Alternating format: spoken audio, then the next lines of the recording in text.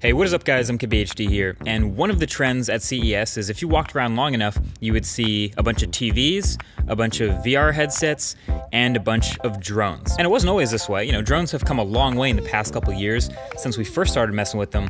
This DJI Mavic Pro that came out a couple months ago, despite the couple of issues that it's had, pretty much represents the pinnacle of consumer drones and how far they've come, and in just a couple of hours of playing with one, I can pretty quickly see why. So all the innovation in quadcopters and tiny cameras and stabilization gimbals, propellers and sensors and communication technology, all of that stuff comes together to make this badass little $1,000 toy. And it's a lot of fun to play with, as it should be.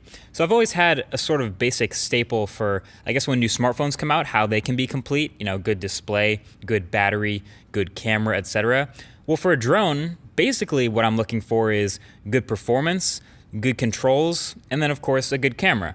So first of all, the drone itself on the Mavic Pro, it's super small. That's kind of what it's known for. Even compared to other drones from DJI and others, so many other drones with cameras require like their own carrying case or box because they're too big to travel with otherwise. The Mavic Pro is small enough that it can fit in pretty much any bag or a backpack or a travel bag, or even a big enough jacket pocket if you wanted to, thanks to the folding design. So it's definitely small, and then performance-wise, it happens to be right up there with the best. You never really find yourself limited by the speed or acceleration or stability.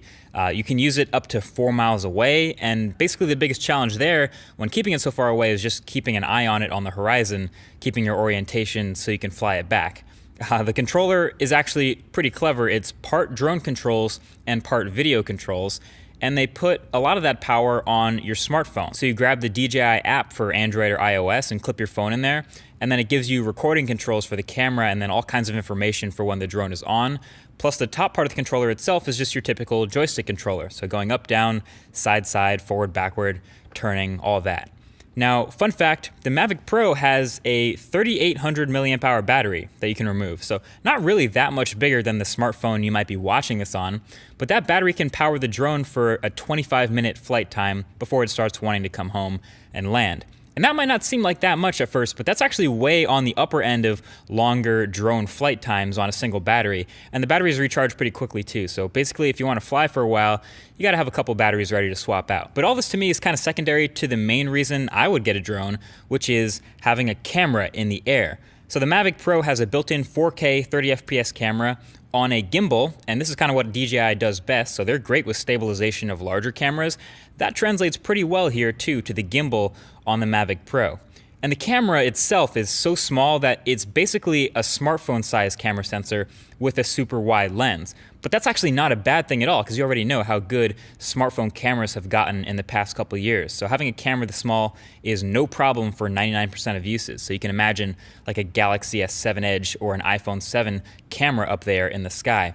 And this isn't even a review, I just messed around with flying this thing for a couple of hours. I didn't mess with focus points or manual mode. I was basically just getting my feet wet with flying. I took it out of beginner mode, but the video stuff was in auto, but it immediately showed its potential as a video tool. I just turned it on and took it in the air and was immediately getting shots that obviously you can't get with any other camera or tool. And sure, there are other bigger drones that can take, GoPros and even larger cameras up in the air. Those exist, but obviously those aren't going to fit in the backpack or be able to go with you in a bunch of places. So we got the zooming out of Google Maps looking shot, which is actually one of my favorites. The first couple meters look like you could maybe pull it off with a big enough jib, but then obviously as you keep zooming, it becomes pretty obvious this camera is not connected to the ground. We got the rising up the side of a cliff to reveal a mile square city shot. This is Hoboken, so for those of you who know how windy it can be up here on the cliff, the Mavic was pretty rock solid, looks good. Then we got the movie opening cityscape shot over the river of New York City. Pay no attention to that discolored looking water, that's just kind of the way it looks here.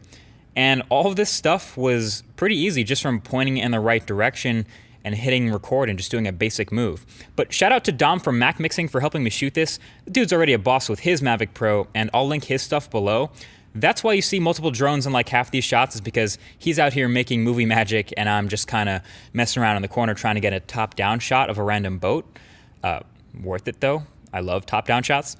But he was able to show some even more advanced shots and how they're possible. He did this parallax shot from right above the water You'd think, a cameraman would have to do something crazy to get this shot, but obviously there's no cameraman, it's just a drone. The Mavic Pro also has some built-in smart features to make some more difficult things possible just with their contrast-based focusing. So follow mode lets you have the drone lock itself into place and then basically turn itself and the camera to follow you around. So you can have it follow you doing something cool without your hands needing to be on the controller. So that could be pretty useful. And there's also a couple of mobile follow modes where it'll follow you in the air, which you might not think you'd need to use, but trying to manually follow myself with the drone controls is much harder than it looks, and I'm pretty good with controllers.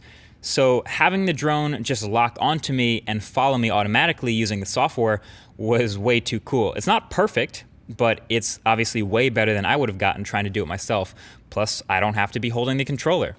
So yeah, drones as a video tool, to me, is the most exciting part of it. Really cool stuff. Imagine being able to use a VR headset and look around, controlling the camera when you move your head. I mean, there's all kinds of neat possibilities that Mavic Pro has me thinking about. Even thinking about stuff like new angles for car videos that I've never been tried before.